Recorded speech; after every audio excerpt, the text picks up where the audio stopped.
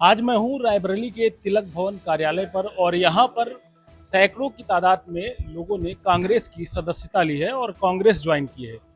रायबरेली इस लहजे से भी काफ़ी हॉट सीट मानी जाती रही है क्योंकि कांग्रेस का गढ़ माना जाता रहा है शुरू से ही। और आज जब रायबरेली के लगभग जितने नेता हैं कांग्रेस से ही निकल करके आज यहाँ तक पहुँचे हैं, अलग अलग पार्टियों में भी गए हैं।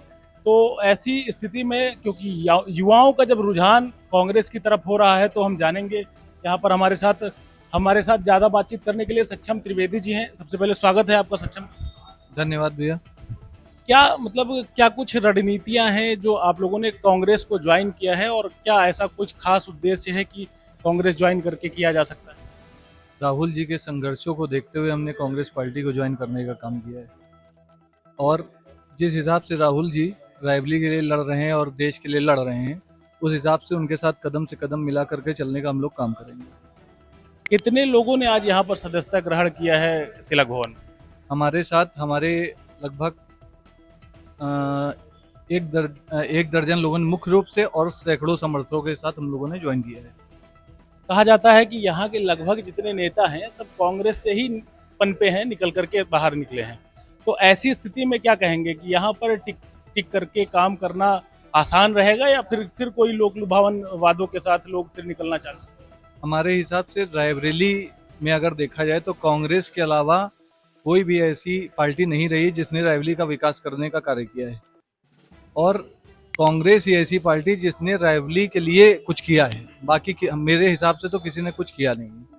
तो मेरे हिसाब से मुख्य रूप से लोगों को कांग्रेस के साथ ही रहना चाहिए। जो आपकी रायबरेली का है आप लोग भी उसी का रहने का प्रयास करें। पिछले कई दरअसल जो विगत चुनाव हुए हैं, चाहे विधानसभा हो चाहे लोकसभा हो, तो वहाँ पर कहीं ना कहीं कांग्रेस को थोड़ा बहुत जो मतों का रुझान रहा हो या सीटों का जाना हो, तो इसको किस तरीके से देखते हैं कि इसको कैसे आगे कांग्रेस बड़ा चैलेंज मान करके इसको करवट दिला पाएगी? कैसे इसको रणनीति कुछ तैयार की गई? बिल्कुल, अब लोगों का रुख कांग्रेस की तरफ हो रहा है। वो तो आगे आने वाला समय ही बताएगा कि किस हिसाब से लोग कांग्रेस की तरफ मोल्ड होंगे। और मैं जहाँ तक मैं देख पा रहा हूँ कि लोगों का रुझान अब कांग्रेस की तरफ ही आगे रहेगा। अच्छा, रायबरेली का विकास की अगर हम बात करें, क्योंकि कांग्रेस का गढ़ है रायबरेली, तो इस नजरिए से भी रायबरेली बड़ा महत्वपूर्ण संसदीय क्षेत्र भी है और विधानसभा सीटें भी जो यहाँ पर हैं वहाँ पर भी लगभग कांग्रेस को बढ़त मिलती रही है। तो ऐसी स्थिति में यहाँ के विकास को लेकर के आप क्या देखते हैं कि विकास क्या यहाँ पे अच्छा हुआ है या फिर और आगे क्या संभावनाएं हो सकती हैं? रायबरेली का मुख्य रूप से विकास देखा जाए तो कांग्रेस को छोड़ के और किसी ने किया नहीं है। भाजपा की गवर्नमेंट, जैसा कि हम जानते हैं, 10 साल से भाजपा की गवर्नमेंट रही है स्टेट में, लेकिन कोई ऐसा कार्य नहीं हुआ जिससे हम लोग ये कह सकें कि नहीं, रायबरेली को कांग्रेस के अलावा किसी पार्टी ने कुछ दिया है।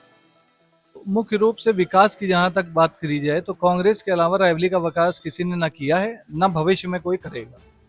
देश के मुख्यमंत्री जी दावा करते हैं कि विकास की गति डबल इंजन के साथ आगे बढ़ रही है, उस पर क्या कहेंगे?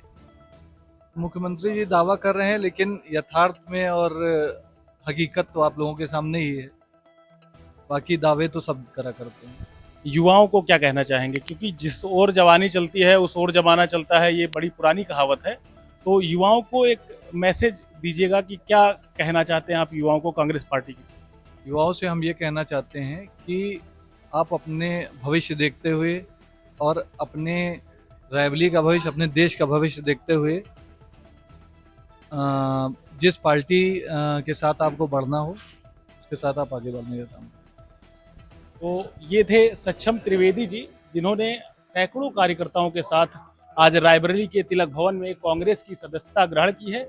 और इनका कहना है कि हम आने वाले समय में जो विकास के खोखले वादे हैं उन पर हम काम करेंगे और जो इनका रोड मैप निर्धारित किया गया होगा उसके हिसाब से काम करेंगे। कैमरा पर्सन शुभम के साथ गौरव श्रीवास्तव, नेशन स्टेशन।